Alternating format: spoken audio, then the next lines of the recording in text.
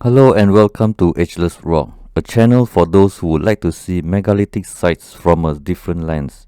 There are many megalithic temples in Indonesia, and today we are going to visit Lumbung Temple in Klaten Regency of Central Java. Although Lumbung Temple is located in Central Java, it is actually at the border of special region of Yogyakarta. This temple sits at 155 meters above sea level at the Prambanan Plain, also known as Kewu Plain.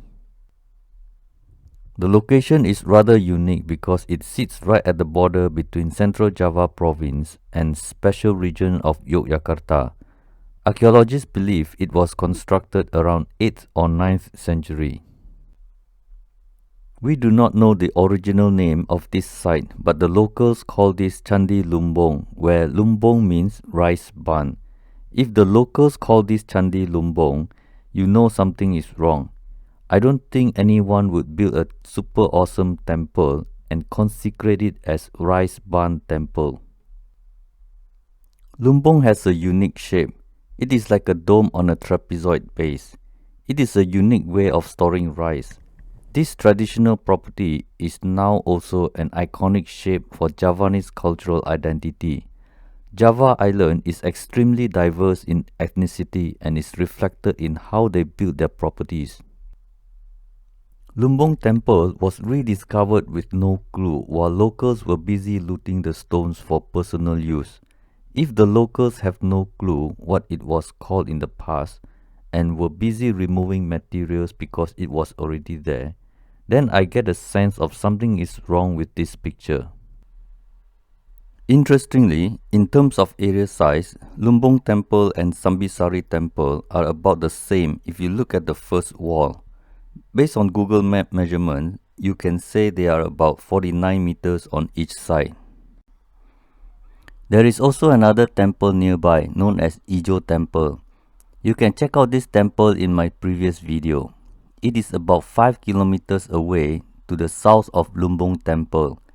This temple also has a square platform the size of about 49 meters on each side. These three temples have one thing in common. The first wall or platform is about 49 meters on all sides when you use Google Map to pin and measure. Not sure what is the significance of this, but it is interesting to me for future comparison.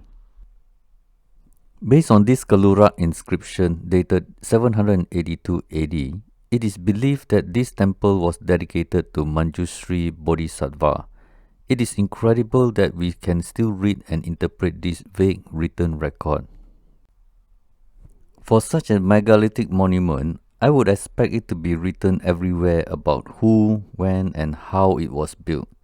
If carving polygonal blocks from bedrock was easy, then I would expect lots of inscriptions chiseled for record purposes. Look at all these ruins and rubble. This ancient temple is believed to have been built in the 9th century during the era of ancient kingdom of Mataram. Did the ancient Javanese build this out of bedrock and then the same people took them apart for their own residential use?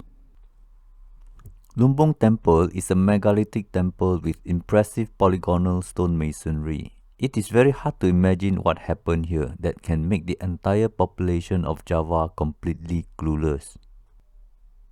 The European powers came to Indonesia since 16th century. The Portuguese, Dutch, French, and the British shaped Indonesia for about 500 years. The Dutch had influence in Indonesia since 1603. But it was Nicolaas Johannes Crom who first recorded this temple.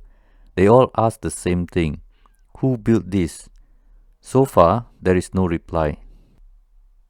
As an archaeologist and orientalist, Nicolaas Johannes Crom wrote about Lumbung Temple. His book, Introduction to Hindu Javanese Art, was published in 1923. It became the first documented publication for Lumbung Temple. By comparison, Lumbung Temple is very small when you put Sewu Temple side by side. It is as if Lumbung Temple was made as a prototype for design and function.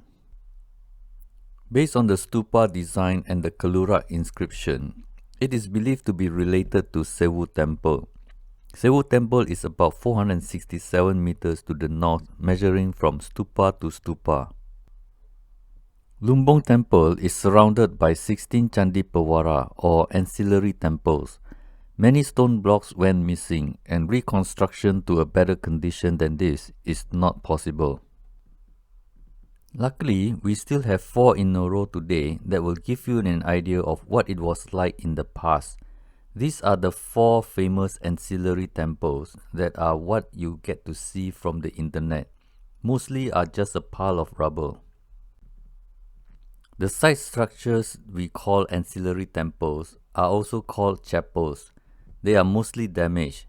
Only a few good ones are left for us to see the complete structure. When it was rediscovered, it looked something like this, but you have to imagine, the Javanese didn't live to see them like this. It was surrounded by large tropical trees. If you lived nearby 500 years ago, you wouldn't dare to venture near this site at night. It was creepy and spooky and has a demonic aura. This is the front entrance facing east. The stone blocks are largely missing, and sadly, reconstruction can only reveal so much. Although it is a small megalithic temple compared to the big ones, it was once a beautiful, majestic temple. This is Manjushri relief that got everyone talking about how it is connected to the temple construction.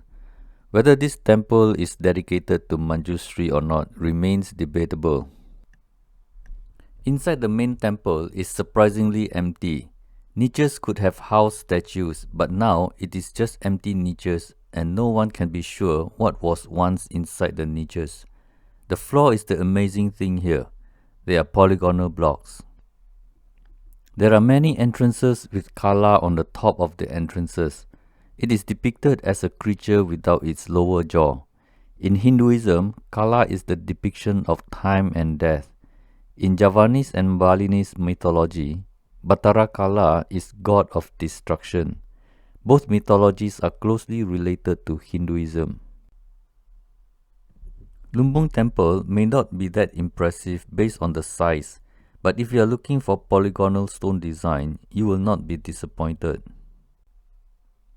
The stone blocks were made to interlock with each other. This kind of technology is too advanced for a civilization where shabby wooden houses are where they live pretty much all their lives. If ancient Javanese can shape this from bedrock 1,300 years ago, why they never do that for their own house? Why do they have to steal from a holy site few hundred years later for as long as several centuries? Mainstream praised the locals as highly advanced, extremely hardworking, and hopelessly devoted to religion. But yet, they are also accused of letting a masterpiece rot in the jungle to the point that they have no clue how it got there. Javanese became Muslims later in history. Why don't they build megalithic mosques?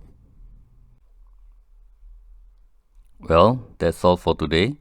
I'm sure when you visit this site in your next vacation, this video will give you a better understanding of Lumbung Temple.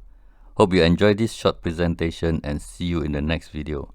This is Bernie Ong wishing you a very rice day. Sekian, terima kasih.